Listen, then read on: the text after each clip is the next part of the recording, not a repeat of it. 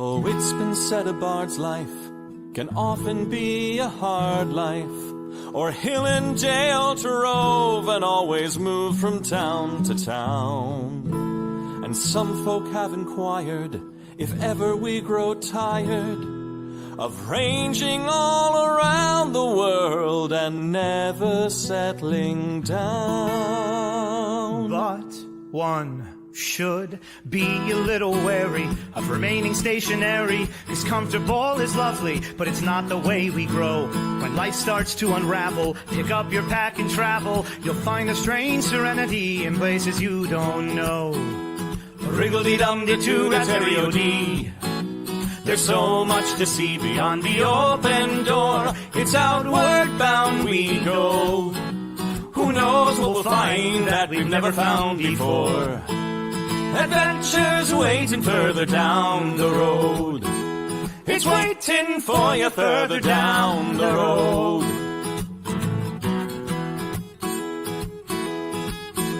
You've got no map for showing which direction you are going. But why start on a journey if you know where it will end? And once you recognize, to anticipate surprise, you'll relish every twist and turn that lies around the bend. Wriggle-dee-dum-dee-doo-rat-terry-o-dee-da-dee-da-dee. There's so much to see beyond the open door. It's outward bound we go. Who knows what we'll find that we've never found before. Adventures waiting further down the road. It's waiting for you further down the road.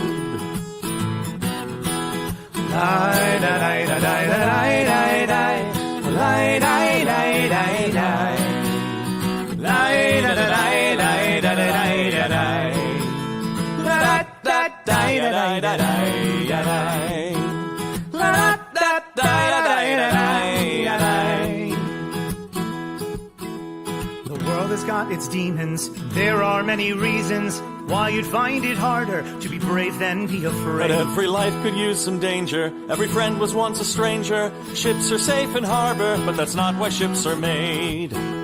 Wriggle-dee-dum-dee-doo-rat-terry-o-dee-da-dee. A fwit-da-dee-da-dee. There's so much to see beyond the open door. It's outward bound we go.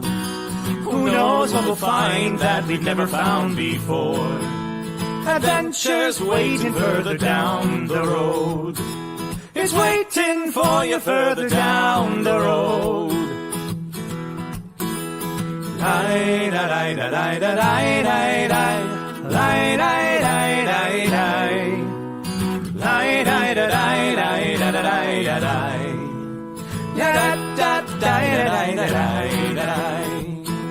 Adventures waiting further down the road. Let's go!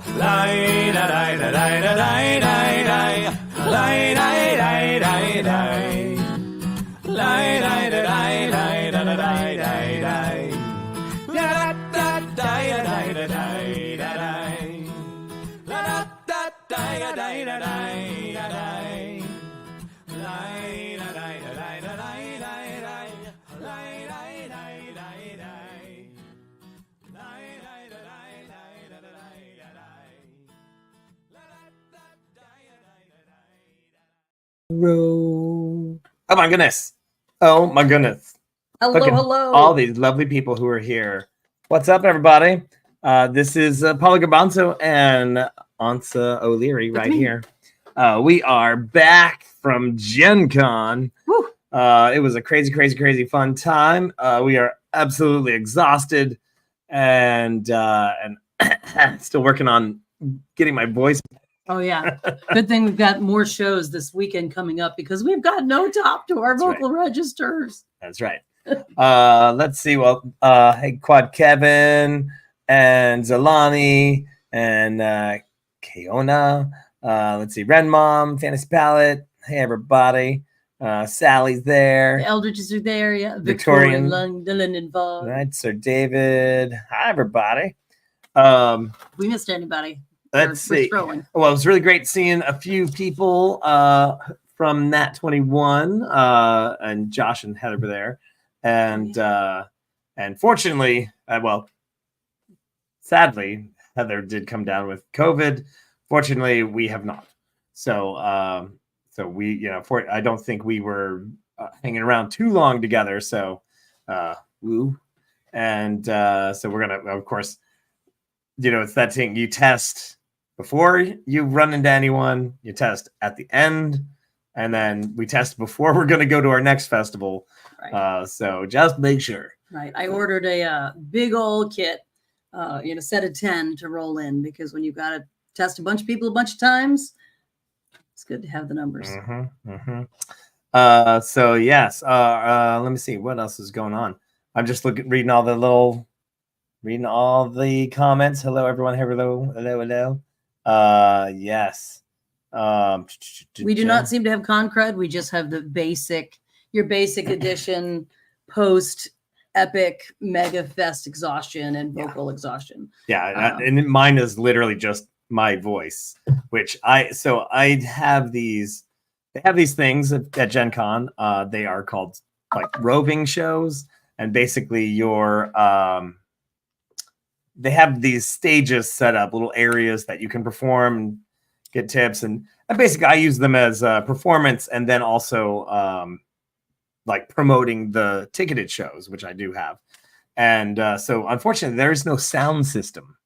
So I am trying to shout over literally thousands of people trying to wander through the halls. And I mean, people are on their ways, doing things, just zooming around. If you check out some of my TikToks, I've got at least a few videos of some crowds and things like that. And it's just insane. 71,000 people came this year. Every day was sold out. Yeah. My first Gen Con about 5 years ago was just before COVID. So was it 6 years ago? I don't even know anymore. What is time? You know, I just showed up with some friends, with actually Robert Turk, of course, you know him. And then I had kind of like finagled my way into doing a show with Mark Gunn and Andrew McKee. And so, you know, we've also seen play on the channel. Yeah. And so I was like, well, yeah, I'll just buy a couple of passes, whatever I can. And, you know, when I got there, I got a Thursday pass and a Friday pass, and I couldn't get a Saturday pass, but I got a Sunday pass because Saturday was all sold out. But I mean, the fact that the entire weekend was sold out before the festival even started. Anyone who got in a car and drove there hoping to pick up a pass was disappointed. They were like, don't even ask. That being said, there is plenty to do there, even if it's sold out. I mean, you can still wander the halls. There are things to see, do, and enjoy. It's just that you don't get into the exhibit hall and things like that. There's literally, so, you know, for those 71,000 people, the Indiana Convention Center is an entire city block wide building that just has an exhibit hall, all these buildings, blah, blah, blah. And then it has hotels surrounding it all the way around. It's for several city blocks. And every single one of those hotels, there's people, like, if they aren't having official meetings, which most of them are, having official game rooms and stuff like that, whatever rooms they have, like the lobbies of every single one of those hotels is full of people just playing games. And yes, the hotel bars at night, the bars are full, but they are full of people who are actually gathered around board games at tables, hanging out the bar, you know, eating, drinking, and so forth. So even the casual spaces are still committed to what Gen Con is all about, which is people doing things face to face with other people. To answer a quick question here about Hurricane Debbie. We are vaguely in the path of Debbie in Virginia. I think it's supposed to stall out in South Carolina, and North Carolina, but we'll probably get rain here. But apparently it rained the entire time we were gone, and now it's just standard malarial Virginia. There's Virginia mugginess. We're not having anything unusual yet. Yeah. So Scene. Stay safe, everybody who's out there. Yeah, absolutely. Just looking at all the other comments here, going down. 8 inches of rain. Yeah. And my friends at Penzic right now, which, by the way, Lady Prudence just arrived there at Penzic. It hailed. It's flooding. Whew, I have some really bad pictures of my camp. I guess my old camp. Gosh, what do you call it now? Right.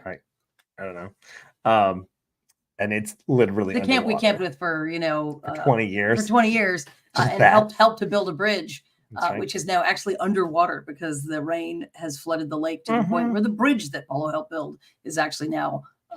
They said it's two very thin bridges, meaning the handrails are the bridges. Yeah. Hello, Chef Nutmeg. Thanks, and yes, we made it back. And good to see you. Let's see, Sally. Let's see. I should earn a lifetime pass. Well, sure. I'd love one. Yeah. Thanks. Yeah. Well, we'll see if I can score a Jax the Whipper show. He did vote himself into office, but we'll get to that story later. Let's see.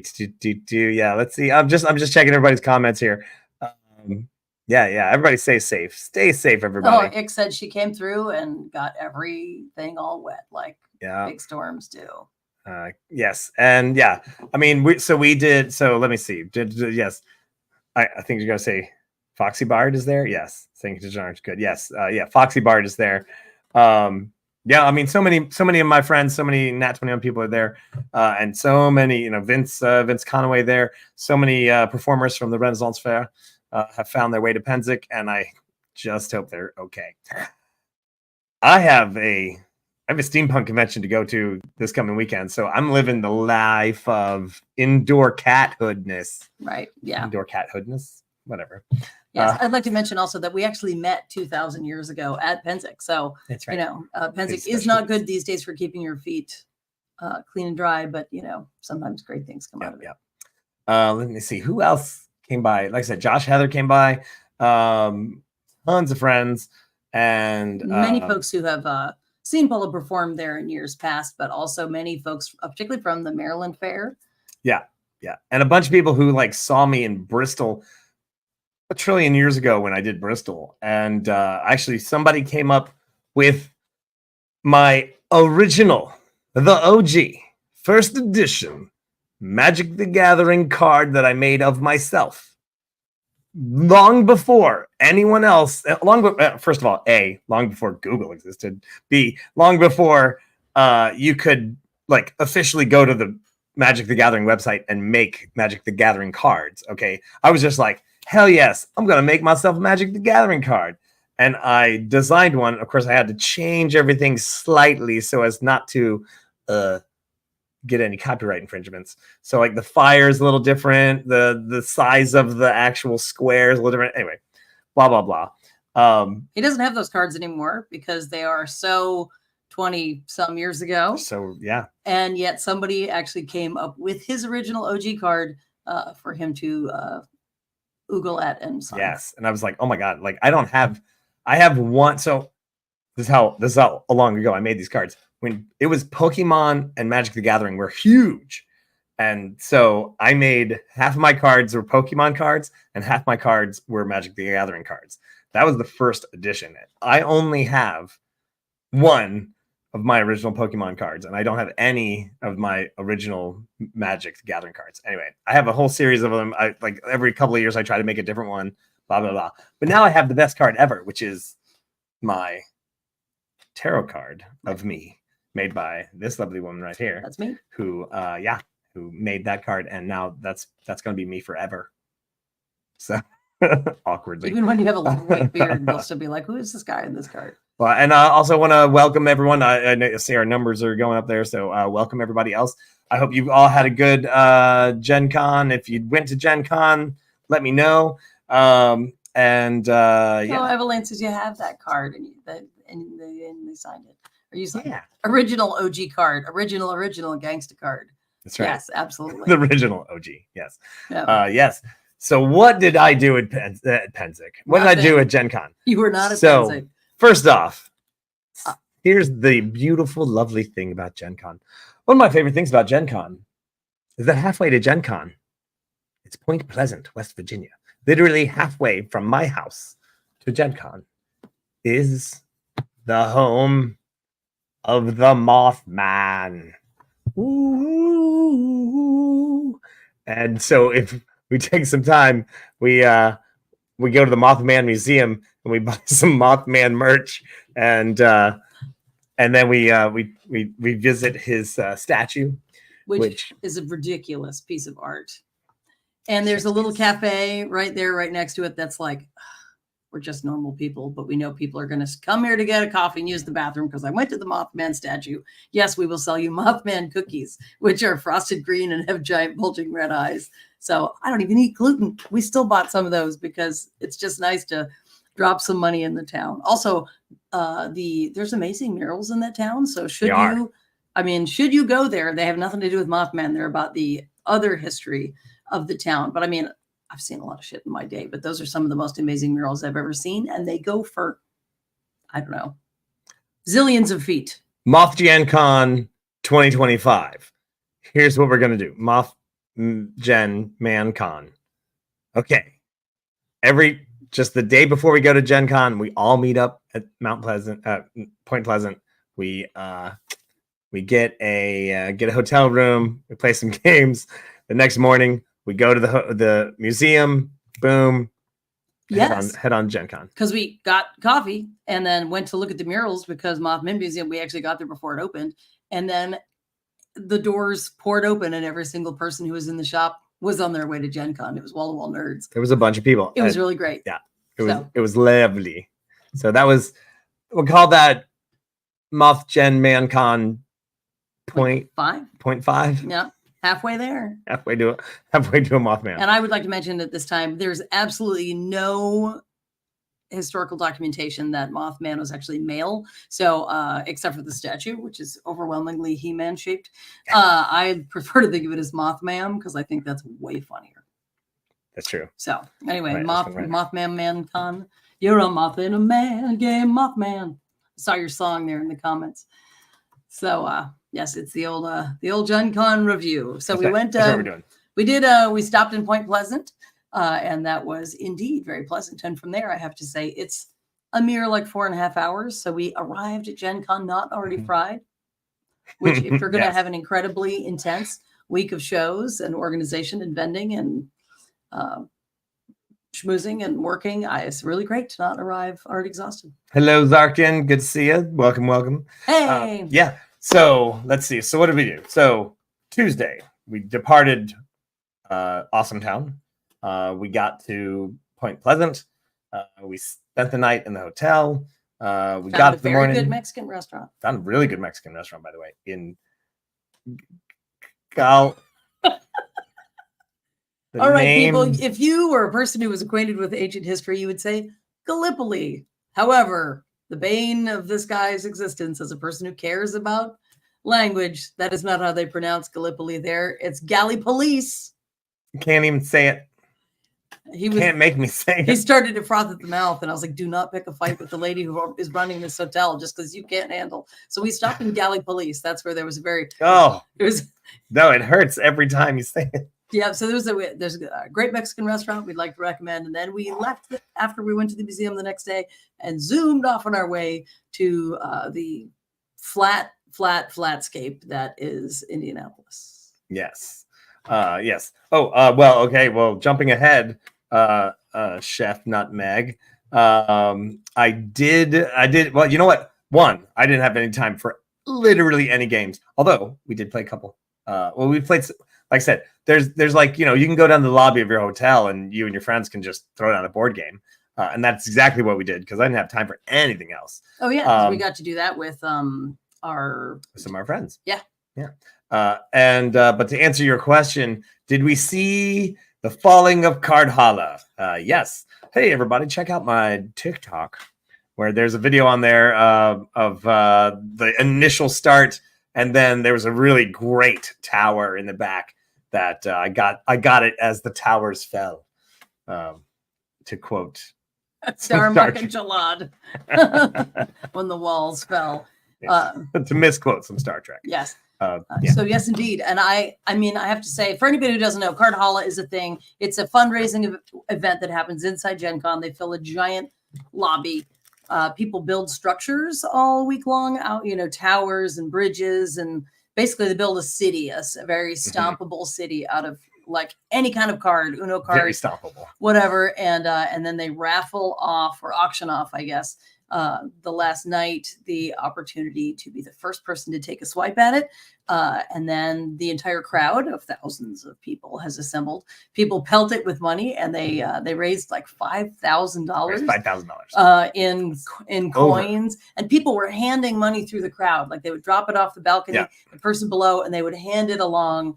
So I have to say they did a really fun thing. It's all goes to charity. So everybody's, and there's literally there must have been 500 people. Like people all up in the balcony, like a couple hundred people up in the balcony, a couple hundred people down on the floor. And there was at least 1,000 people there. Yeah. Anyway. Yeah. And all the people behind us, we were kind of up in front, but anyway, so they, again, it's all for charity. So they auction off the first throw. And so they'll basically end up with like two people who have like the highest bids and like a couple $100 each. And then they say, okay, these are our two highest bidders, but now there's a chance for everyone to join in and make your side. So they split the sides, and they your side could your guy, your person. You now have a champion. Support them. Yeah, and so they do this whole thing, and literally I think they got $4,000. And it was the 50th anniversary of Dungeons and Dragons. Dragons, but they got it chanting Dungeons, Dragons, Dungeons, Dragons. It was a really great exercise in esprit de corps and getting as much money as possible out of a crowd with their joyful consent for good cause. And people of all ages trying to make room for people in wheelchairs to scoot on up and have access. It was I mean, the Gencon crowd seems really nice overall, but it was an hour of overwhelming wholesomeness, and then Godzilla stomping at towns. Yeah. So we have the first coin toss, and then they have a countdown, and everybody just starts chucking the coins at these amazing. And some of these buildings were 6 feet tall, like these amazingly constructed spiral. Yeah. They use the color of the cards to create spirals within it. I mean, some people just spent they're building buildings out of cards. Again, a free activity. It was very touching. So yes, we did see Cardhalla, and I'm so glad. I'll never miss it ever again. Yes. And I'm going to bring all of the dollar coins that I get in my hat all year long. Because the bank never loves it if you show up with a bunch of them. Because those things have some weight to them. Yes. And I can take down entire neighborhoods. All you've ever wanted to do. I just want to point out that John Caro's got Mothman does whatever a Mothman can. Mothman, thank you. Yes. Does whatever a Mothman can. Thank you very much. With equal pay. Shocking. Boom. Paid with the dollar. Moth society is much more equal than... Anyway, where was... Our kid asked tonight, actually, who would win in a fight, Mothman or Batman, since in real life, bats eat moths. Well, one of them a real, actual animal. The other, but another one's made up. Moths or bats? Is Batman an actual bat? Is Mothman an actual moth? All we know is one is a vigilante and the other one is radioactive. So I'm going with the moth. My money's on Mothman. All right. So amazingly, I'm like, this is not entirely in order, but these are, sorry. So we're fried people. We're very happy to be here. So I met Quincy of Quincy Taverns fame. And we had a great chat, and who knows? There might be some. I'm going to try to rope him into things. Okay, I'm just going to say it right now. I'm just going to try to rope him into things. Who knows? But I don't know. Anyway, he's a great person, and he's literally as nice in person as he is on his videos. Like if you ever watch Quincy's Tavern, he's just so relaxing and so nice and genuine, and you're like, surely that's a very manicured, well-crafted video that it just is so relaxing. But he's like, no, he's actually really just that nice. I am so not that person. Are you saying that you're only performatively nice? No, I'm just not relaxing. Oh yeah, no, I mean, yeah, I agree. right? I mean, I don't think anyone. I think if you top 10 things that Paolo Garbanzo is, I don't think relaxing is on one of those. Yeah, that's not what you came to this show for. I'll That's give right. you that. Not what you came to see this crazy juggling show for. Right, Is right. relaxing. Right. So yeah. So met him. That was fantastic. A ton of fun. I'm just trying to think who else. Oh, so they have. I didn't realize how big pins were at Gencon.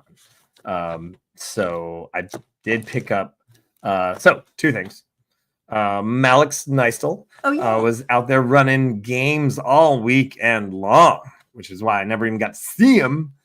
We texted back and forth a couple times, but we were like, nope, sorry, busy running a game. Nope, sorry, busy doing a show.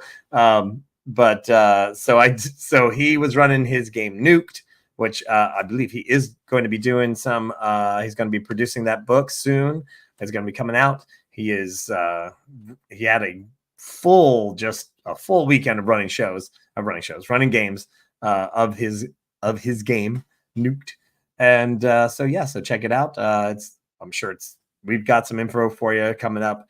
And he's great. And anyone who doesn't know who he is, of course, he is one of the original OG. He's the OG.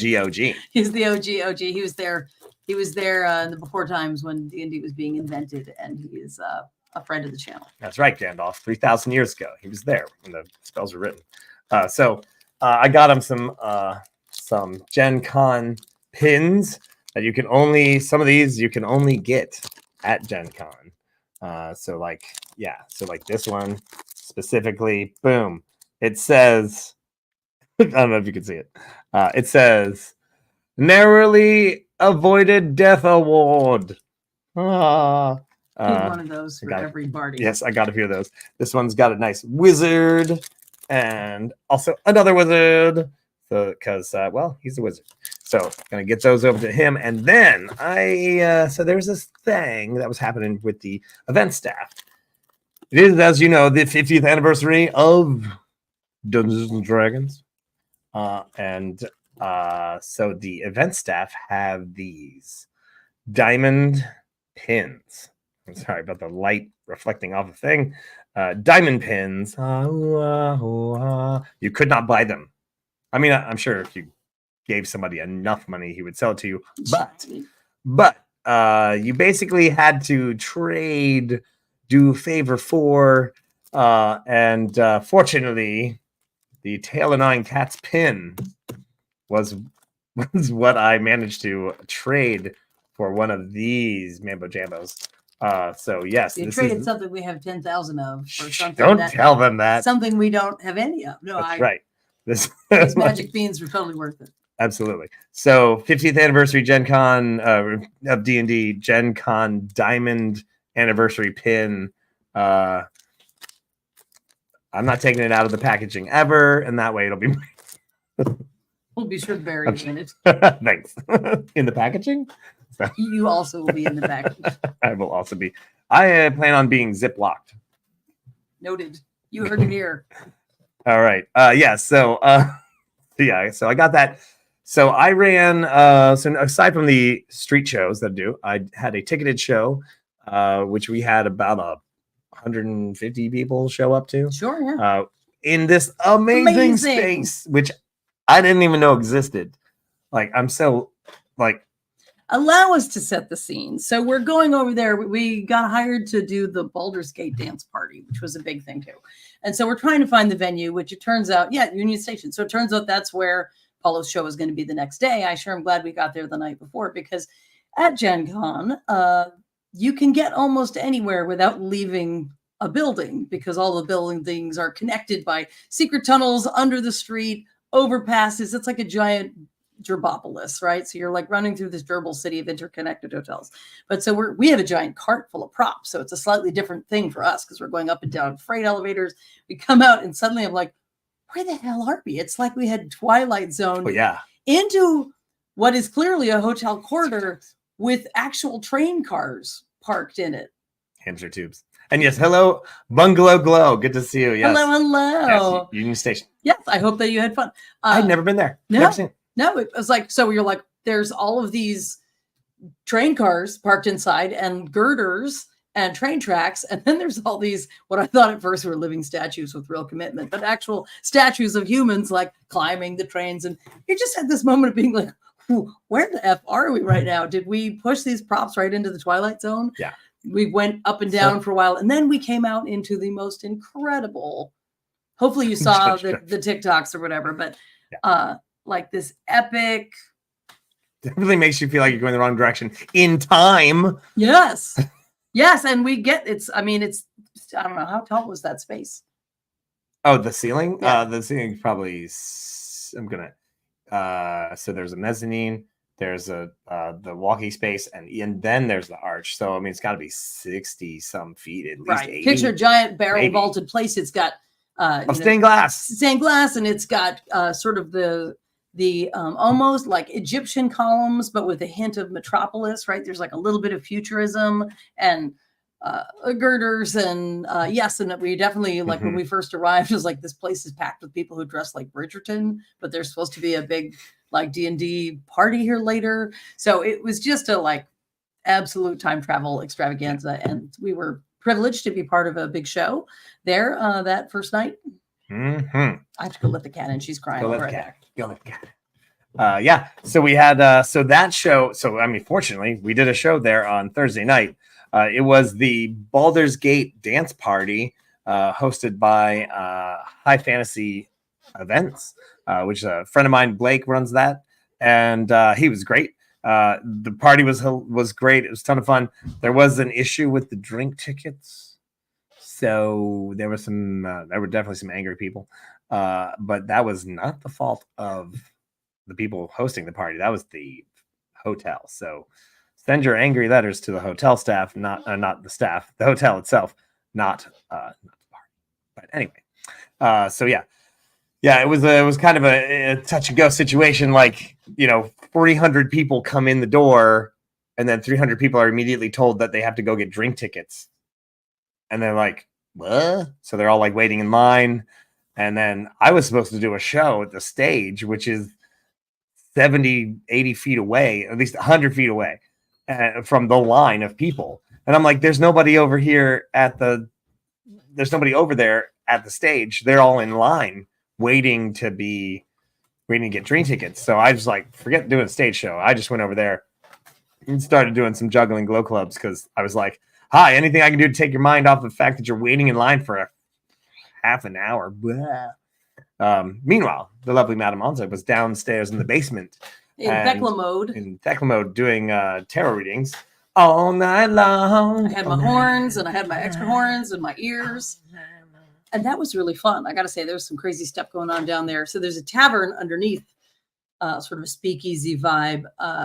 There was some like, how would you describe?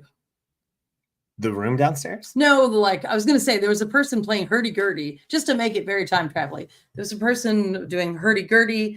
There was some like kind of fetish stuff happening for fun. And then when does fetish stuff happen then not for fun? This is not my area of expertise. That was on the other side of the room. So when people wanted to get their asses kicked, literally, they went over there. If they wanted to get it kicked karmically, they came over to my side and I read their tarot cards. That's what I'll say. I did have one person sit down, and folks are in costume. They're like, some of them are really living their best life. And he said, would you read my cards in character? I was like, in character, meaning as Thekla the Minotaur. Okay. So those of you who know Thekla, she has a whole life in wizarding school and a lot of power and attitude inside the Nat 21 universe. Mm-hmm. So Thekla came over me and I kicked his ass at the table, and it was quite fun, and he had a good time. Let me tell you something about you that you don't know. He was all eyebrows at that point, like, oh, he was very excited. So that was fun for me. Usually I read cards in a very sort of compassionate, empathetic, trying to put people at their ease way. Especially at a party. Yeah, absolutely. But Thekla is not here for your fucking feelings. So she would like to tell you what she really thinks and the cards think. And so he had a great time. So that was probably my like comedic high point of the reading cards. But hello, Thea. Good to see you. And awesome. We were doing the same dance moves apparently. So I'll have to like clip that. All right. Yeah. What else we did? So I did my show. So this party was crazy. There was burlesque, but it was like characters from Baldur's Gate as their characters doing burlesque.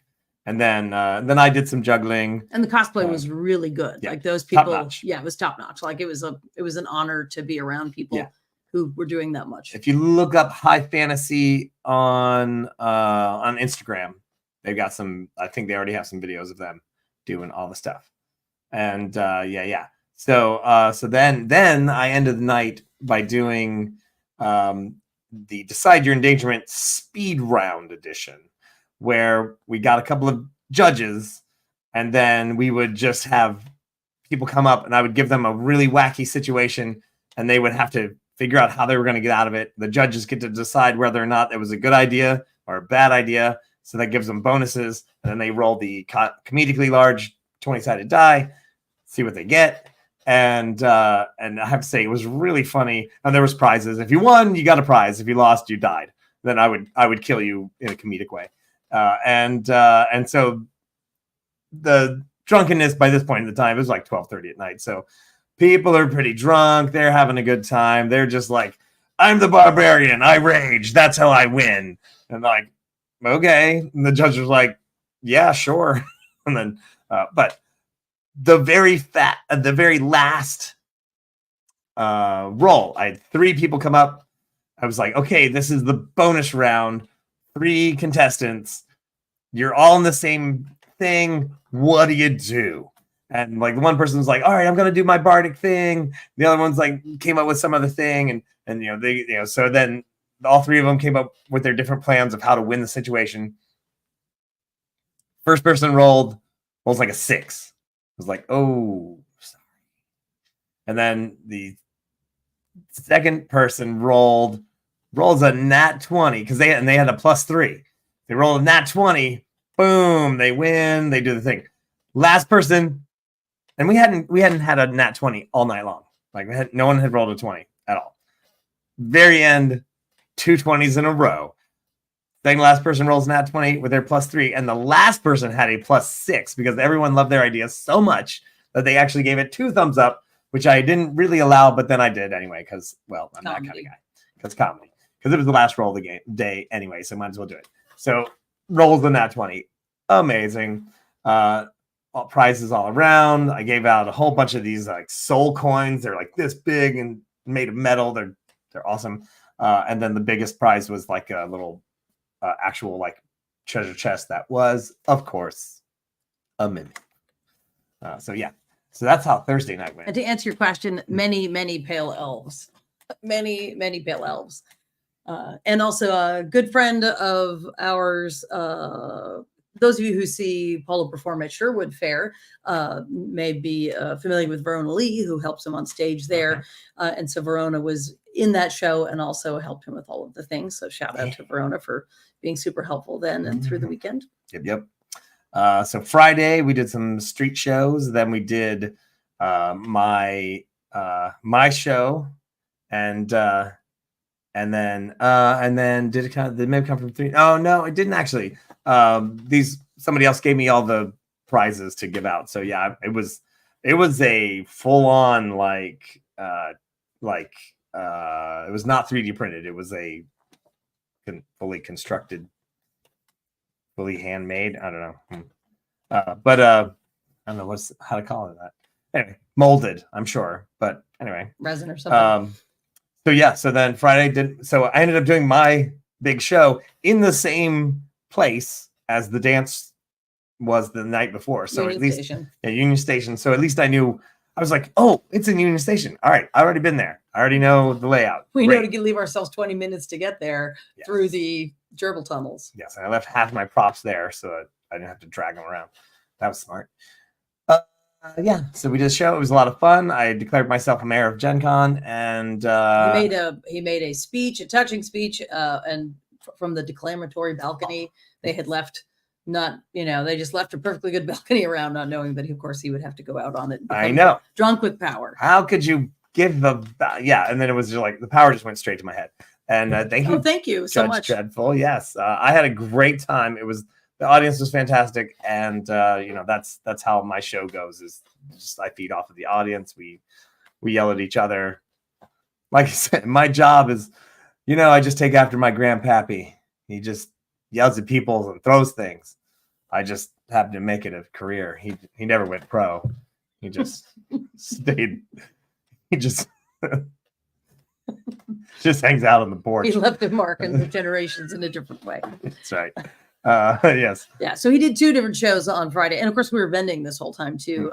So we were very lucky to have a vending space in the, I don't know what they call it, the artist alley or the author's alley over there, where all the where the musicians are. And so that was great. So anytime we weren't out doing a show with Paolo performing, obviously, and me selling merch and so forth, then we would be back at our booth. So we were never not on. And in between shows, we'd be running back. He had roving shows, ticketed shows, and then talking to every single person who wanted to stop by the table and talk about juggling, D&D, destination D&D, going on trips, going on the Twitch channel. What is it you do? I decided the theme of our booth was, what is all this? Because people kept coming over and they'd see the destination D&D stuff and the Twitch stuff, and we're all sitting there in our circus clothes with all the props, and then there's dice, and we've got a guitar and ukulele, and they're like, okay, what is all this? What is it like? What is the theme that ties all this together? Because to us from inside, it just seems like a natural extension of our lives. But yes, if you've never met us before, you'd be like, you do what for a living? Yeah. It just does seem a bit crazy. Yeah. Everyone likes the idea of a Renaissance person, but then when you're actually doing 10 million things, you just seem like you've got ADHD. So we talked to a lot of people about a lot of things, and it was a good time. But ADHD or Renaissance man, that's the next show, right? That's the next game show. List 5 attributes. It's like, is this someone with ADHD or is it a Renaissance artist? Right. Story of my whole life. I thought I was just very accomplished, but other people thought I was flaky. Yes. Yes. Some people call you flaky. Some people call you Renaissance. Both. Some people call you ADHD. So, yes. ¿Por qué no los dos? Exactamente. Yeah. So he did the Decide Your Endangerment show on Friday as well, with the help of Lady Prudence as the emotional support bard, and Verona Lee as the audience member wrangler. Sarah Joy ran the house, which was wonderful because she is part of the production team for my festivals and also for some of our upcoming creative projects for Nat 21. Yes. Wait, I'm going to make a banner because I just thought of something. Keep talking. Okay. What was I talking about? Oh, yes. So we did that show. So that was a big day because not only did he do the giant show and the giant, what is it called? Union Station. So that is his like wild and wacky juggling show. But then the Decide Your Endangerment show, for anybody who hasn't seen it, is more of what Rennie's call a trunk show. Like, I'm telling a story and I have a trunk full of props, and I'm pulling people up from the audience to be the parts. So you are the rat. You're the cyber rat from the bar, and you are the maniacal wizard, and he has a maniacal wizard cackling contest. So so it was like totally different parts of Paulo's skill set, one being solo act, and the other one being a person who's just dungeon mastering a bunch of untrained actors, like propelling a crowd of 10 people who he's pulled up on stage to further the plot for comedy. So it was really fun, but I'm very grateful that Prue was there adding sound, Sarah was there adding things like counting numbers and doing tickets, and that Verona was wrangling. So took a village, is what I'm saying. Right. Not as funny as I thought it was going to be. Ren ADHD. Ren Adventure HD. That's what it is. Yeah. I was like, nope. There you go. Doesn't quite work. That's right. That's how comedy is. Favorite things you found in the dealer's hall. I don't know if I have a copy of it. Any idea where that is? No. I bought the game. Wait, it might be here. Try to find something else to talk about. I'll see if I can favorite things found in the dealer's hall. Ooh, what else did I find in the dealer's hall? I went around. I met some people. I met some guys from Italy who were doing some stuff. I talked to them. That was fun, and they make props for D&D and stuff like that. And so I talked to them about there's a gigantic event in Lucca, Italy. And they were like, yes, it's crazy. Do not go unless you know what you're doing. I was like, that's good advice. Literally the city of Lucca surrounded by a 16th century wall. And there aren't more than 60,000 people who live inside of that because it's so tiny, right? That event gets 60,000 people. So it literally doubles the entire size of the city, of the inhabitants inside the wall. The plumbing is from the 1500s. The plumbing cannot handle it. So they have literally thousands of porta-johns everywhere because that's just what it takes to when you have 60,000 people. Well, basically 120,000 people in a city that is only meant for 60,000, and your plumbing really is. I mean, when I say it's from the 1500s, I mean that's when they last updated it. But some of that plumbing is from the Roman era, so it's just still working. So, Lo trovato. Oh, okay. So I was swinging by to go say hi to Lady Prudence, and on my way, I passed this at one of the booths. And I went, what was that? I was like, I'll be back. So I talked to Lady Prue, came back around, and said, is this what I think it is? Raccoon Sky Pirates, the game.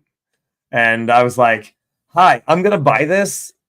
You can tell me about it, but I'm still going to buy it. So I don't want you to feel like you're, wasting your time. You don't really need to work that hard. You don't. I'm already buying it. So, yes. So Raccoon Sky Pirates. Apparently what it is that you and your other raccoon friends are building a ship because although the trash is good where you are, that somewhere out there there's better, and you're gonna find it. So we gotta, and between all weekend, all of us, like, you put on your makeup and then you do your shows, and then at the end of the day you barely have time to take it all off before you have to sleep and then start all over. So between the hiding behind our booth and wolfing down some calories and basically having big makeup smudges, we basically were raccoons. Yeah.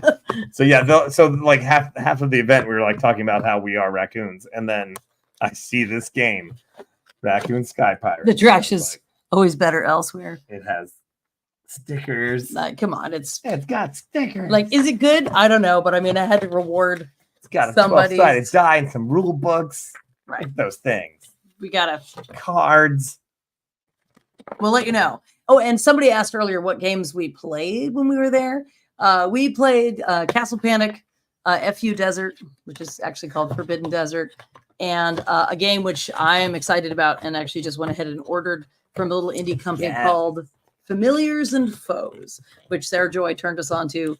It's kind of like a modular D&D game. You get little pre-made characters and your cute little animals whose wizards and witches have been abducted, and you all have to use your powers to overcome evil. I love games and to rescue them. I love games where you're working with each other to fight the board rather than being competitive with each other. That's my speed. So totally just ordered that game. And I just need to point out that for those of you familiar with the channel, I've been a long time watchers and have seen run-ins with the Meowfia or the Mothfia, the mystical order of feline familiars, which I came up with many years ago. And then this game, I was like, who stole my idea? Because you're basically all cat familiars. And yes, you with cute little names like Pity Paws. And and I was like, I'm not bitter that somebody took my idea. That's fine. You literally won't live long enough to act on all of your ideas. So it's fine. True. You can share some ideas around. That's true. That's true. I'll never make it. But so we got to play that. It was a lot of fun. Right. I'm with you, Ren Mom. What did the last thing say? A baby Jenny ornament? Oh, yes. So, So Prue was helping with them. Oh, Prue works at the booth of the Christmas Geek. So every time I walk by, I go, "Oh, Christmas Geek! Oh, Christmas Geek!" Now I didn't grab one, but Sarah did. Our other booth assistant there. She grabbed one, so she grabbed one for the party. She did, and I was like, "Go for it!" So yeah, I didn't. The only thing I got really as a memento was my pin, my 50th anniversary pin, and our games. I also met the people from Gencon TV. Who have a Twitch channel, and so we talked about maybe doing some with them in the future as well. And for those of people in Texas, if you are nearby San Antonio or just want to go there when I'm in Texas, I met these guys, Night Watch Games, and they have a really awesome place. I've only seen it online, but it looks really awesome. And it's like a huge gaming area, and they've got like LARPy action stuff happening there. And this place called The Sanctuary. So Night Watch Games, and it's like armor, garb games. They seem to do a lot of things, and are talking to us about maybe coming out to do a thing next year. Yeah, we might do a little party for them there in San Antonio, which we like. We like San Antonio. Forgiven value of Texas. Yeah, forgiven value. If I'm allowed to say that. Yeah. I think maybe you are. I don't know. Consider it said. Yeah. So she says what she wants. Yeah. So let's see. That was and then Saturday. I mean, so that was all Friday. I did my show. We did the DYE show on Friday, and like we were like, yeah, we'll be done by 7, and we'll have the whole evening to like hang out and have fun with everybody. It's gonna be awesome. And we absolutely crashed out. And then Saturday, same thing. I was like, dude, we're just done. I did my little street shows, and then we were done when they rang the bell at 6 on Sunday. Yeah. Oh no, Saturday. Oh, yeah. And what did we do? We collapsed and scrubbed off a layer. Enjoyed laying down with our feet up for a few minutes, and then we played FU Desert. Yeah, and then went off to find some food. I have to say, we will do a better job provisioning for ourselves next time, because while there's food everywhere, there's expensive con food, there's healthy expensive food, but at no point is there like food that is convenient, healthy, and affordable. That's not on Gen Con. I mean, they're trying to feed 71,000 people. You can have 2 of those 3 things. Right. You can have healthy and convenient and affordable, but you can't have affordable if you have those 2. Exactly. So I will do a better job provisioning for ourselves next time. And so we've been sort of on this. Yeah. And we're definitely going to have a bigger crew next time. So, because with 3 people, we were still all bush. And, I mean, I'm not complaining. It was glorious. The shows were fun. The people were great. We talked to so many people about the trips to England and New Orleans and the other things we do. Folks were really receptive to it. And I know that with the help of some of the Nat 21 team, with Nina Lee and Cluck and Awesome and so forth, and Adama Janou, like I know we'll be able to do more to help with presentation, because when we got there, we were just running ragged the whole time. It'd be nice to get things, even better. Like basically every time you go, you learn more about how to do it better and, what things because there's 71,000 people there. At any given time, there are potentially hundreds of events. Yeah. There's a whole puppetry track. Did you know that? There are burlesque shows. There are comedy improv shows. There are concerts. There are demos. Like there's the whole world, like plenty of people in vending just never leave the vending floor. So there are so many cons going on at one time that you really benefit from more than one time going to figure out what con you want to have. Like I know now I never want to miss Cartagena. It's delightful. Like that's really important to me. Now I know. I mean, there's the whole mini track. I mean, there's multiple tracks inside of the minis track, so there's actually like painting, and I will say, because Gen Con is also more of a trade show than say like just a we're here to have fun sort of thing.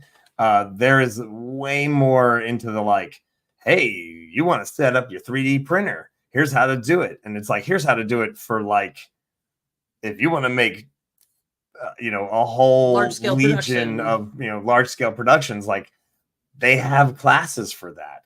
And then, they have all the way down to like speed painting 500 armies, like what's the best way to do that? So like there really is. So there's an educational component you could dive into. Yeah. There are people there who are just working the whole time launching, their, the newest Lorcana, like some giant line of product or whatever. So there's lots of different ones, lots of different versions you can have. Ours, of course, by definition, is always going to be, are we producing, promoting, doing and recovering from shows? Yes, that is a big part of what we're there to do. But we're also there to talk about tours and the channel and you guys and this whole community and providing those kind of services, all the travel services for other people who have their own, their own communities and fan bases and want to do more, but definitely cannot handle the logistics part. So, we're there to talk about all of those things and then hopefully also like eat and play some games in between and talk to other folks who are fun. So, oh yeah, look, there's me. You said you were just going to pop in for a minute. So well, you can't see, but we're surrounded by exploded luggage and props and our kid had surgery today. So like, it's been a long day, man. I don't think I have the energy to do much more than this. So we're just hanging.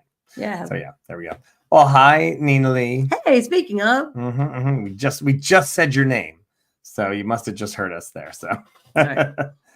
yeah. So we had a great time. Like I said, we talked to so many people about all the things that we do, whether they be shows or D&D tours and things like that. So sold some tarot decks to people who were like, tarot.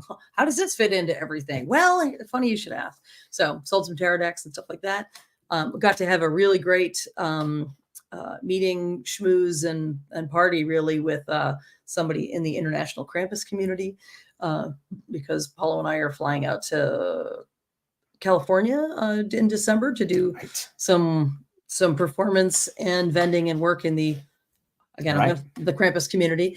And so fortunately, one of our folks in that field was there and hung out. We got to spend a lot of time. They got to see Paulo's show and laugh themselves silly. So that was fun. I had them sit right next to me in the merch booth so they could get the That's great. splatter zone. What's up, Magic Mike?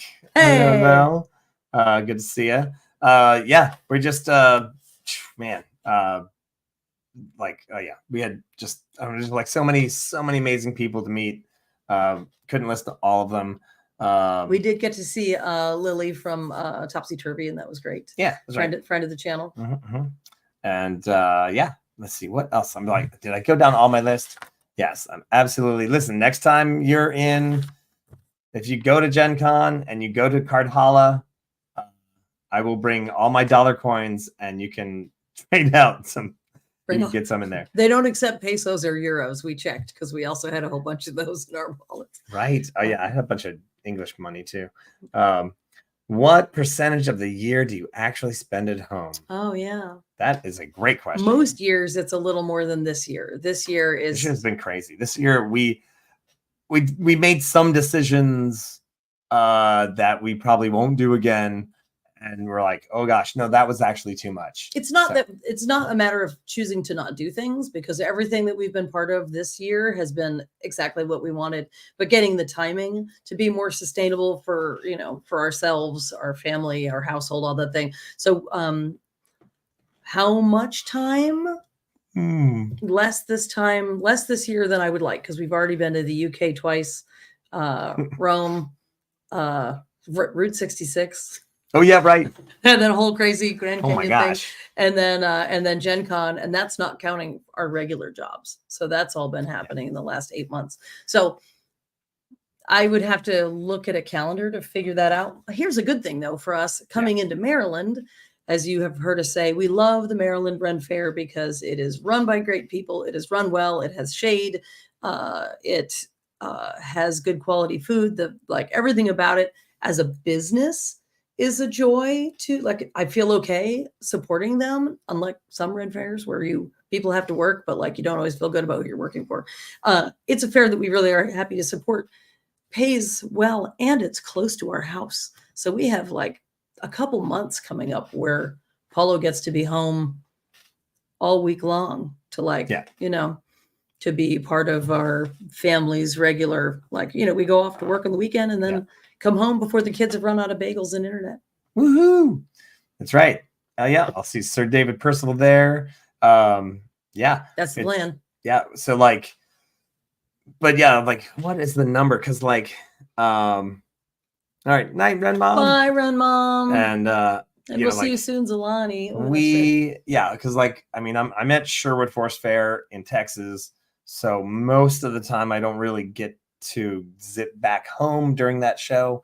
Like, I'll sometimes run home. Like, what I'll try to do is line up a gig, at home, like on a Thursday, so that I can like fly home and then be home all week, do the show on Thursday, fly back out to Texas on Friday.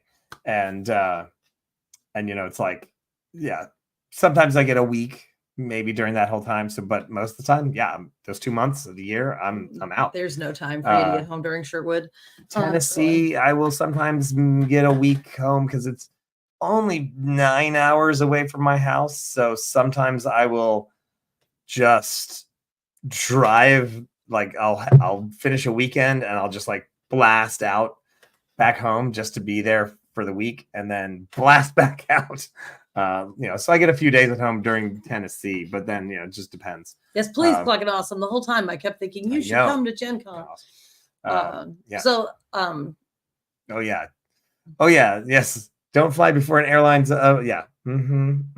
Yes, right. We were coming back from England and we absolutely got bumped. Everything got shifted. We got stranded overnight in Charlotte, and Lady Prudence came and rescued us.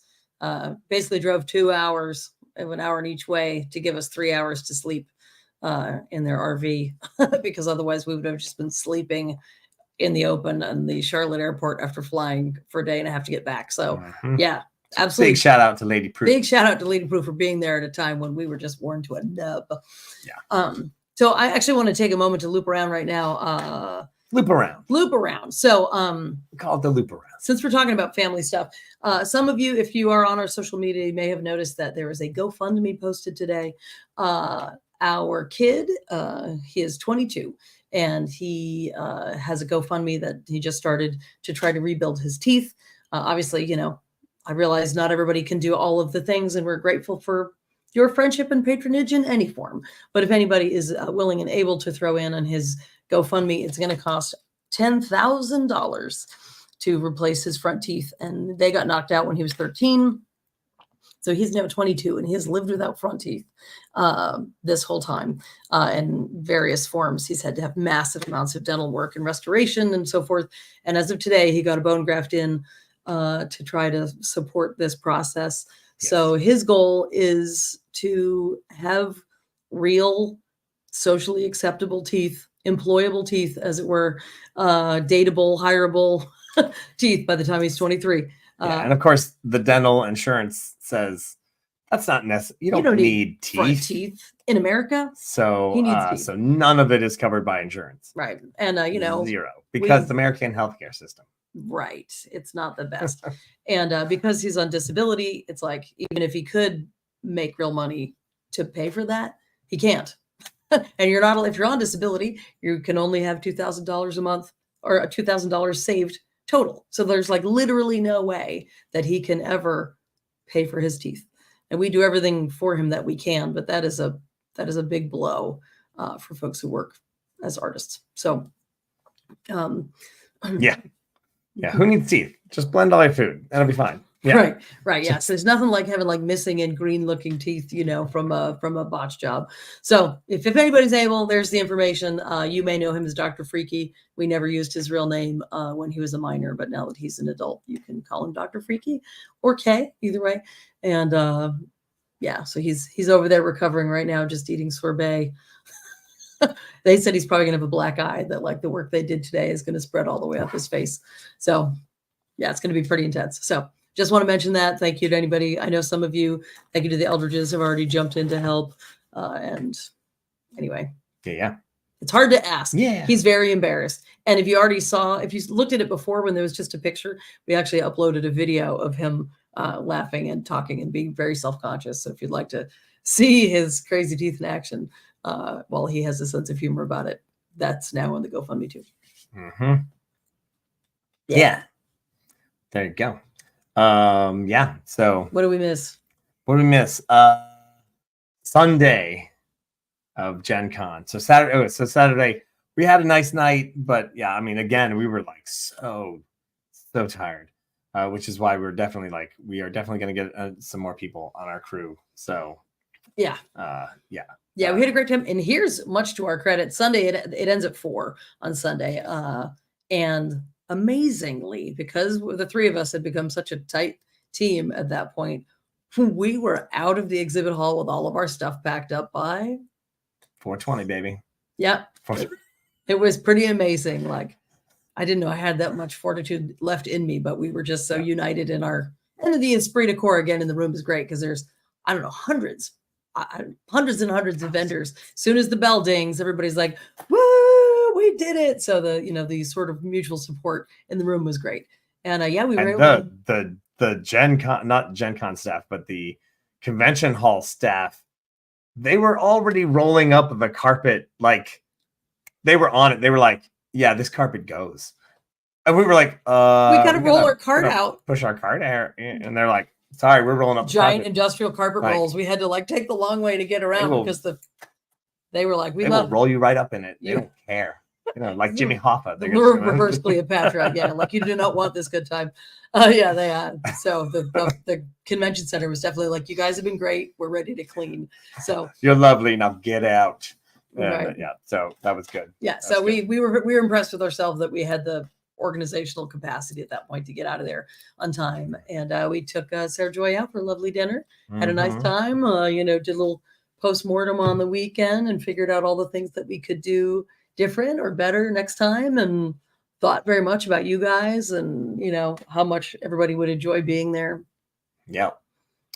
Ermagerd. Yep. So now we zip back. We passed by Point Pleasant, said hello and goodbye to the Mothman again. We waved at the Mothman Prophecies Bridge and said, we can't stop this time. We've just got to go.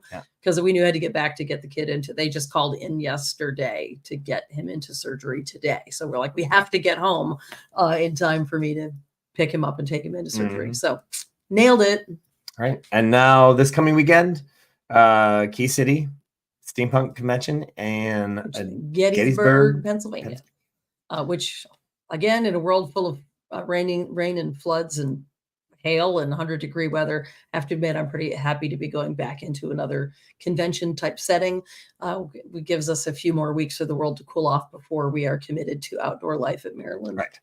And for those of you who don't know, because I haven't posted that too much on my websites or anything yet, is that I will be at the Washington Midsummer Renaissance Festival, and it's the last weekend of their event, which is the weekend just before Maryland.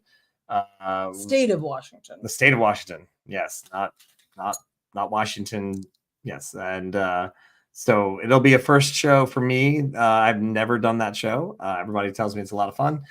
So many people are going to be there that are good juggle friends. Jim McKenzie's going to be there. Great job. Of course, Seth Carney and Jack the Whipper will be there as well. And then, so we're going to actually have the 3-person secret show there. First time ever, all 3 of us. Well, no, I take that back. All 3 of us, and then some. Me, Jack the Whipper, Seth Carney, Lee Orleans, and Etienne. 5 of us did a secret show together at at King Richard's Fair. That little stage that had holes in it because it was so bad. Yes. So that was actually, and I mean, I did King Richard's Fair a million years ago with Seth Carney and Jack, many years and ago. the Tiger King. Tiger King was there. I was on the stage with that Tiger King. Anyway, I think we've talked about that before, where they had a tiger that wanted to eat me. The tigers wanted to eat Paolo. Just the one. None of the other tigers cared. They were like, but that one Siberian tiger. Holy crap! Like that guy was like, "Hey, buddy. He likes Italian food. What can you say?" Hey, why don't you just come over here? I just want to talk to you with this giant claw. I just want to talk to you. Come on, man. It'll be fine. It'll be great. Yeah. You're missing 3-person secret show. Yeah. Don't worry. 3-person secret show. London Fog. The 3 of us will also be at Maryland. Now Sess will be there with 5 weekends. So first 5 weeks of Maryland, Sess, Jack, myself. The 6th weekend, me and Jack. 7th weekend, Jack will go into his hyperbaric chamber and like rest. And he won't age at all. He won't age at all. And see what I need to do. I need to get a hyperbaric chamber for myself. Then I will never age. It'll be great. You don't live in Maryland. Well, I can't help you. Right. I mean, technically, we don't either. We have to commute to work. Yeah, we're states away, but yeah. Places you could stay, crash under the thing there. Under the camper. Yeah, just crash on the camper. But yeah, I hear you. I'm sure that there'll be some footage will be shot. I won't be in Washington either, so I won't see that one. Because so somebody's got to like hang out here and fix props and do laundry and pat the cats and stuff. So. So this weekend we're going to Key City, then you're going to Washington, then Maryland starts. And I'm gonna have to fly out to Washington because there's no way on this planet that I'm going to drive out there and then manage to get back to Maryland in time to do Maryland. It was 10 hours to Indiana, which I think of Indiana as being a million miles away, but if you look at a map, it's actually basically still the same time zone. So like you forget how wide America is when you don't have to drive the whole thing all the time. Still 2/3 of America to keep going. Yeah. It's like not enough time. So he's just gonna have to fly over there like a fancy man. I started on a prop repair for Maryland today. Actually, even though we got home last night at like 10. But no rest for the wicked. For the wicked awesome. That's right. And at Maryland, I'm not sure which weekend yet, but at Maryland, I will be signing tarot decks over at the Once Upon a Time book. There's a little bookstore that's right across the way from our stage. I will be there for some book signing during that time, probably in September. So if you're going to be at the fair, keep an eye for that. If you want to come and hang out for that. And we're doing a burlesque show in Baltimore. We're part of the Charm City Burlesque Fest, September 28th. Yep, and lots of great performers, some of whom are close to the channel, are also going to be in that weekend's worth of shows. But we got to do Friday night because there's no doing Ren Fair and then going to do a theater show that night and then coming back. So we're going to have a long weekend, the 28th. If you want to see it, come get some stage time. Yeah, so Victoria and London Fog, listen, everything's happening that weekend, September. So you're just gonna have to fly in. There's no other right. There's no other choice. It's you if you ever wanted to see Paolo do burlesque or whatever. Right. That's why I went to the gym today because I was like, oh yeah, right. I'm doing a burlesque show. I need to. That's why our booth is called "What the hell is this?" What is all this? What is all this? What is all this? Yeah. Well, I'm very grateful for everybody who wanted to hang out. I know we're a little punchy, right? It's like we actually did a really great job of taking care of ourselves, getting enough sleep, trying to stay hydrated, all of those things. We actually handled it pretty well considering the sort of extreme conditions that are the biggest gaming convention of its type in the world, super mega sold out. We did a great job, but we're still a little slap happy. And again, there's like all the things, luggage and surgery and all. It's been a big day. Yeah. So. Yes. Sir David. Yeah. It's straight across Pennsylvania, all that. It's, it's a triangle between there. So meet you in Point Pleasant. Right. The night before. And then we'll do the Mothman. You rub his butt for good luck. At least that's what they keep telling me. Mm-hmm. They might not be telling the truth, but that's what they tell me. Right. There was a lot of really great Mothman cosplay at Gen Con too. There was the most amazing Mothman cosplay I've ever seen. I just had it too. I don't usually do sweatshirts, but I actually bought myself a Mothman crop top hoodie because it was so super sexy, so cute. Last year they had a t-shirt I should have bought which said Mothman is my boyfriend, and all year I was like, I should have bought that t-shirt. They didn't have it. So yes, Mothman. Sorry, if you rub my butt, it's good luck for me. Okay, is that a new Patreon benefit? Everybody benefits, especially me. That's wax on, wax off. I think Mothman started that rumor as well. I'd rather Big Ol' Dave do nothing together. Yeah. Yes. Oh, well, I'm a fan of that. Although, to be perfectly honest, we actually suck at doing nothing.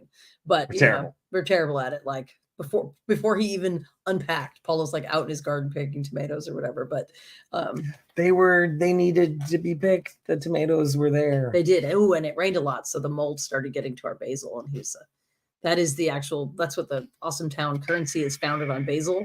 So not this year. We had the basil market crashed. In a weird parallel of people's money. Oh yeah, I wonder if there's there's got to be a parallel. Imaginary money for other people versus our imaginary money. Still green. The basilicata, the coin of our town. That's what the back of the coin should have, just a basil leaf. Yeah, there you go. All right. Now okay. Change of subject. So we're talking about making some coins. What is all this? We're talking about making some coins for the next game. Whereas like for a Destination D&D tour, Destination D&D tour, in-person game. So, we don't really cover alcohol because if we cover food and things like that, there's always this thing where you're like, well, some people don't drink at all, and some people drink a lot, and you say everything's included. Well, does that mean all the alcohol's included? Because again, some people are like, why am I paying for this other person's right? That can be a bank breaker for a small business like us. So we have a workaround. That's fun. So we're gonna make coins, like serious coins, and then everyone gets a certain allotment of coins, and that's your drink. Like instead of having a drink ticket, you get coins, and the bartender will. And if you want to get more coins, you can buy more coins. And if you are okay with the allotment of coins that you have, well, then there you go. So we've been talking about what to put on the coins because, of course, for artisty types like ourselves, there's an infinite number of humorous possibilities. Some parts of it are already set in stone or pewter, as it were. But so he was just thinking, we could put basil on the back because that is the manner in which we roll. You can read the things. I'm just a little too far away. I can't read what's on the. Sorry, Victorian London fog. Maybe that's what people think will happen when they pat Paula's chest hair. Oh my God! You told them about that? Or maybe I chest hair. Yes. Oh yeah. No, I didn't tell you. I didn't tell them about that. No. And Sir David, first of all, wanted to go to Key City as it's only 3 hours away, but spending too much money for hotels this month. See you. Maybe another time. I mean, it really is like Key City's a laid back good time, whereas Gen Con is like, it's like sleeping inside. Gen Con is a lot. It's work. It's awesome, but it's like sleeping inside an air horn, whereas Key City is like, I don't know, I'm just going to go to the pool and I might run into somebody with goggles, or you can get way into it. And then, yes. If we had covered alcohol, we would have lost. But that's the other thing. If we had said we were going to cover alcohol, we'd have been charged. That event would have cost $4,000, right? Because it would have been like, we're in New Orleans. Those drinks are $20 a piece, right? Yeah, Right. Well, interestingly though, like we did in the New Orleans tour, we did cover a whole bunch of wine, and like the hotel was shocked how little wine we actually drank because the D&D crew does perhaps want to party / drink, but after the game is over, right. Like most people had a few glasses of wine or whatever they were into during the game, but then wanted to go to the bar once all of the strategizing was over. Right. So, they were kind of like, they were just so used to people going to New Orleans to get effed up drunk that they were surprised you guys really just wanted to play D&D. Yeah. Mentioned on the tour bus, Paolo elaborated. Right. Yes. Hilarious. Right. So yeah. Anyway, we're working on coins and excited about it. Yeah. Because they're fun. Because they're fun. I love that. And will be visibly distinct from anything that can actually be construed as the forgery or, you're not supposed to forge money. So where you need to make something that is right. Need to make something that is entirely comic. Sir David. Drank before and after the game. We don't talk about my bar tab. Fair enough. Yes. I drank a few Sazeracs. That's what I go to New Orleans to do. They invented them. Nobody could make a Sazerac like that. What happened? Did something explode? Oh. Denting in the roof. Oh, that's not good. Oh, boo. Oh, because you guys are getting all the rain. That's probably directional. Yeah. Oh, boy. Stay safe, everybody. Stay safe. What is all this? That's what this is. Stay safe. Right. Thank you. Change it to that. Golly. Well, what is happening in the future? All right. So we got up through the burlesque show. Or, I mean, technically. Key City. Burlesque Washington. Then. Now we're going to do, I think, so next week and the week after that is going to be the Veil of the Fallen. And VALE. That's right. It's Robert Turk is going to be running that game. And then we will start. So the weekend after Maryland starts, we will be doing the final Curse of the Feywild with special guests coming in and wrecking everyone's day. Here and there. So it's going to be a wacky wild Kool-Aid style. And I've never heard you use that expression. That's hilarious. It's from a commercial from long ago, the before times. Times. New Orleans dates are November 1923. That is correct. Actually, I was just on the phone with the hotel and we were just talking about like the space usage and all that other stuff. And I was like, and we want this, and we want this. And he was like, okay, because apparently they like us, because apparently we don't ravage the hotel like other drunken New Orleans guests parties, and because we're classy. We're classy. I mean, by which you mean like what class do you prefer to play? Right, we're classy. We're everybody's designated class: bard, fighter. Yeah, and yes. Yay, you're booked. Yeah. So we're gonna do. So Paul, I don't know if he told you guys already, but so he's actually going to only do 4 weeks at the New Orleans Fair this year in Louisiana, because he's going to come home for Thanksgiving, which he has not been home for Thanksgiving with his mom for 21 years. His little Italian mother is running out of patience. So to the point where this year she was like, well, maybe I just have to go to Louisiana. It's like, yeah, originally we were talking about having Thanksgiving in New Orleans. Don't make your mom come all the way to New Orleans. This streets are too uneven. Disco Thanksgiving. Yep, so we're gonna have Disco Thanksgiving, exactly. With first time I've ever actually attended my own Thanksgiving. Special guest, Mr. Disco. Expect that's Dr. Disco to you. Low cut shirts. Let me guess. Perhaps a gold chain. It's a lot of chest hair.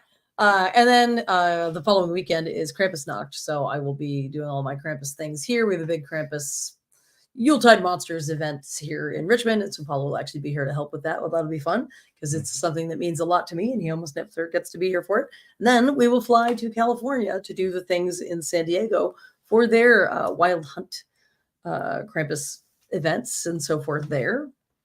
And then I think we're going to run home, grab the kids, and go to Italy, but I'm not sure. See what happens. For work. Yes, the Sicily tour had a few more people sign up, so I think we're in. All right. So if you want to go to Sicily for Christmas, if you can't do all the other things, meet us in Sicily. And I don't know if you noticed, thank you, Sally, for pointing out Mount Etna, my favorite volcano in the world, is going crazy right now. And it is the coolest, ironic to say about a volcano, the most amazing thing is to see lava flowing through snow when you're in a beautiful city that is over a nearly tropical sea. Like, what is happening here in a Greek town? Like, it's the most incredible time traveling, and not just like to the Greek period, but like to the prehistoric times that you can have all in one moment, is Mount Etna exploding in the winter while you like drink an Aperol spritz or whatever. It's the best thing. So, and you have to understand, for those of you, you have to understand just how big Mount Etna is. Okay, like it is like 1/10 the size of the entire island of Sicily. So like it's going off pretty hardcore. Like it is shooting rocks kilometers into the sky. And it's 11,000 feet high and gets higher every year. But it's way over there. Like you can see it, but it's so big. You're 100 miles away, and you're like, well, it'd be really bad if I was on top of that mountain. But I'm literally 100 miles away, and I can still see it. That's how big it is. It's huge. And Sicily is 10,000 square miles. So, I mean, it is like basically 1,000 square miles of parts of it, right? Because it's not a cone. It's a long, it's been built by millennia of lava, among other things. So, there is a cone. There's entire towns dotting the actual slopes. And vineyards galore. And farms and everything. Yeah. Like it is huge. So like you cannot walk around it in a whole day. I mean, it's too big. So like, yes, it's scary, and yes, it's a real volcano, and yes, it's dangerous, but it's way over there. Right. Like you can see it from town while you're eating your gelato. And interestingly, because it's so big, it's not under a lot of pressure. So even though like at the very top, it is actually blasting rocks into the sky and things like that. It's the lava that comes out of it literally moves at a breakneck pace of 3 miles an hour. So you can outwalk it. A small child could outwalk it. It gets really hot, so I don't recommend just walking right in front of it. But you can you're like, oh no, here it comes. And like you can literally pack everything up. Entire villages have had time to evacuate, but when they in the before times, but when they do, they do, like they can bring all their animals and all of their carts and all of their tools, but they cannot bring their churches.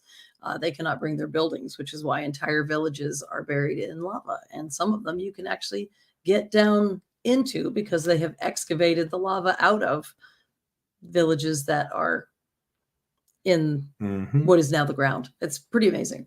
So I'm grateful that Running Tours has allowed me to see and experience those things, because I would not, because it's amazing. So yeah. So we will be going to Sicily after all the other stuff. Yep. For New Year's. Right.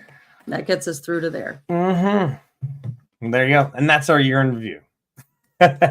Our weekend in review and the year coming up. Right. So, yeah, well, does anybody have any other questions about Gencon? Again, Gencon is a very interesting place because it is more of a trade show than a like a science fiction convention or something like that. You're really there to premiere new things, new games. You're there to like play test with industry giants who get your know how to first run collector's edition of the thing that you're really into. Right. And it's less, I mean, like they're literally like 24 cosplayers. Well, I mean that the parade, there was a cosplay parade right. the last day, which was like a mile long. Yeah. But it's not like Dragon Con or something where, from what I understand, I haven't been, but it seems like it's like wall-to-wall cosplay. Yeah. They're just mixed in the crowd. It's like being in New Orleans. Nobody cares. Like, are you a Dalek? I don't care. Can I get around you in the pretzel line? Like, nobody cares. I mean, I did take pictures of every single costume that I thought was awesome, so which was everybody. There's a lot of awesomeness to go around, but there's also a lot of people just asleep in hotel corridors in their in their onesies because they stayed up all night playing werewolf with their friends. Right. Yeah, and then Dragon Con, I mean, I've seen like they have an entire Star Wars parade, and it's hundreds of people in costume. Like they go down the street outside. Right. They actually leave the convention hall, go outside, and there's hundreds of people dressed in costume, and like, it's very, very small amount of people at Gen Con. And again, because it's like an industry thing, but there's still shows. There's me, there's Andrew Key, there's Mark Gunn, there's also Dan the Bard, all sorts of other performers. who are there doing shows and but again, that's not the main focus of Gen Con. So all of those things are there actually. So as Kara is making a comment in the comments about how conventions sort of gear themselves in different ways, and Kara does not love that Dragon Con is more of has shifted its focus, perhaps. Gen Con, you can see that it's definitely still clearly about the game, all the games, but there's a lot of latitude in there for like the recognition that people are made of many things, so so it's like there is live music, and there is burlesque, and there is stand-up comedy, and there are massive amounts of people apparently doing like Bridgerton dance parties and stuff. Like there's all kinds of room in there for people's individual freak flags. There's the gamers. So there's like a very healthy and accepted contingent of like LGBTQ D&D types. Like that's just integrated into the structure, lots of families. So there seems to be a lot of room in there. I'm not particularly like, I don't know anything about video games, but there's still plenty of things there that I get and I like. And I might be like, what is that thing? What is that person dressed as? Oh, that's Cult of the Lamb. Okay, I get that now. But there's plenty of room in there for you to make your own way. And if you really want to like follow celebrities around, you could, or if you really just want to play Werewolf all night long, you could. Right. So, and I mean, yeah, there was the whole Union Station is all where the LARPers go. And there was dozens and dozens of LARPers. Of course, we never saw them because we were usually not in Union Station, and they're all hanging out in Union Station. So like that literally, there's a whole hotel full of people basically having a whole different con that I'm having. Right. And that's the thing, 71,000 people. Sleeping in train cars because they took actual vintage train cars and turned them into hotel rooms. And then they get the LARP about it. Hilarious. I mean, perfect, right? Right.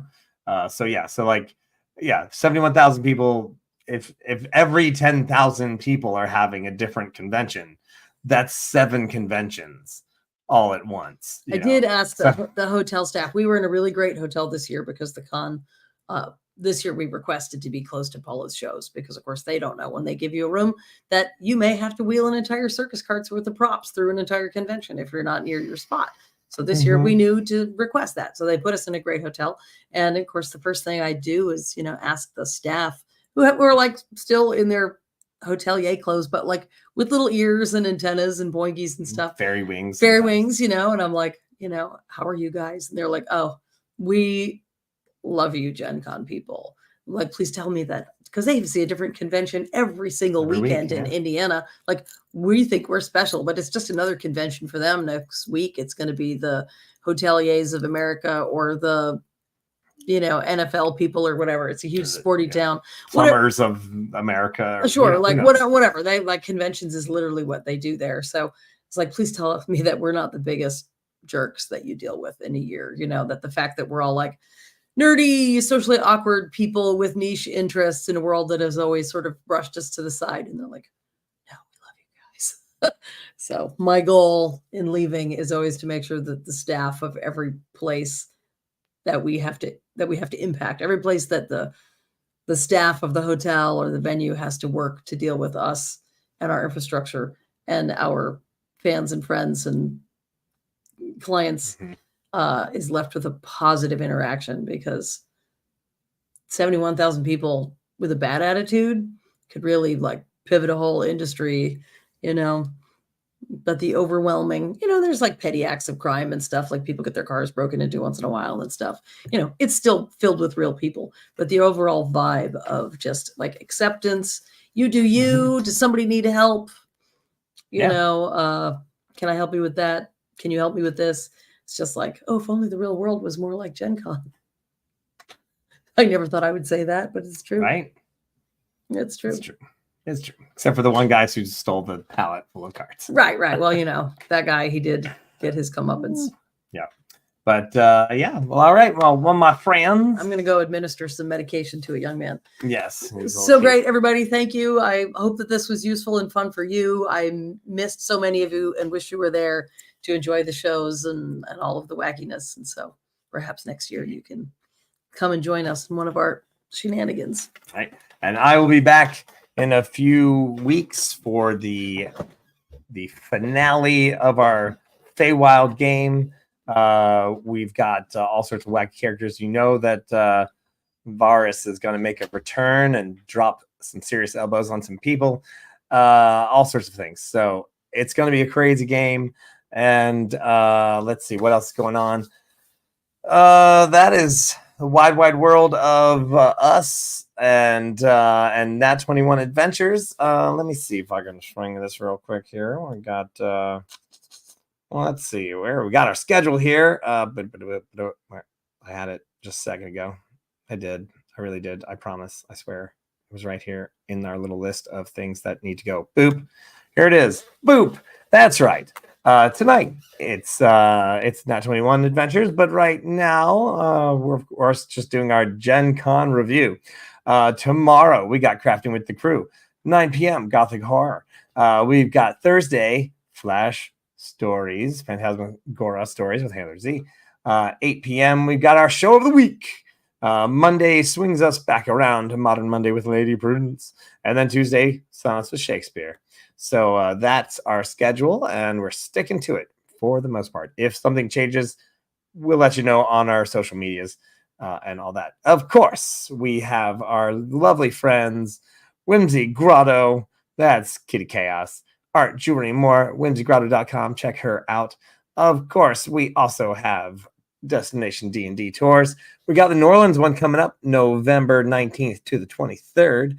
You can check out redadventures.com, and soon Destination D&D has its own website, and it's about to be ready. So check it out when we get there.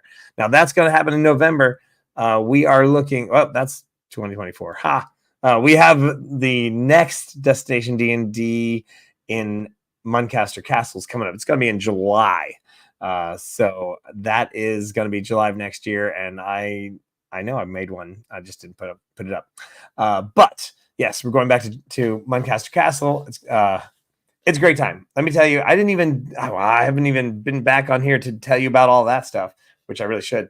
But let me just say, when you start an adventure and you have the Lord of the actual castle come in and say, well, I hope you guys are having a really great time at your little party. But here's the reason I brought you here. One more heist. You know what? You do the adventure. When the Lord of the actual castle gives you a quest, you freaking do it. Anyway, so there's going to be a lot more of that as well. Of course, we got Z Goes Meep with her tabletop teas. So check those out. She's not only doing shows on Twitch, but she also makes tea. So we've got Mabs Mobile Mercantile. Check her out as well. She's got all the awesome merch that you could ever want. Dice. We got new dice. That's right. Druidic Green. Check it out. Nat21adventures.com. Let's see what else we got. Yeah, we got all sorts of stuff. Wow, I didn't even see this before. So check it out. Wow. All right. So new to me. Hey, all right. Well, once again, my friends, let's see. I see this. Yes. Well, I'm glad that we have you emotionally invested.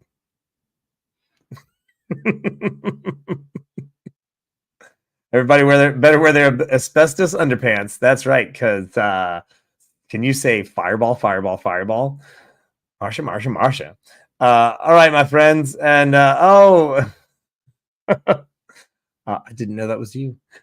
Or did? Yes, I did. Yes. Well, yes, absolutely. Anytime you go. All right, my friends.